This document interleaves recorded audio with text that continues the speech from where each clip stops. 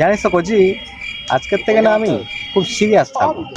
अरे कौन भौंक रहा है ये बदतमीज। তুই সিরিয়াস? গতকাল চা বানাতে গিয়ে নুন দিছিস। আরে ওটা ট্রেনিং ছিল বলে ওই জন্য ওরকম হয়েছে। समझ गया।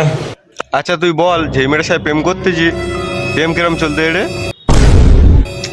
বলিসনি ভাই, ওটা প্রেম না, যুদ্ধ হচ্ছে। মানে?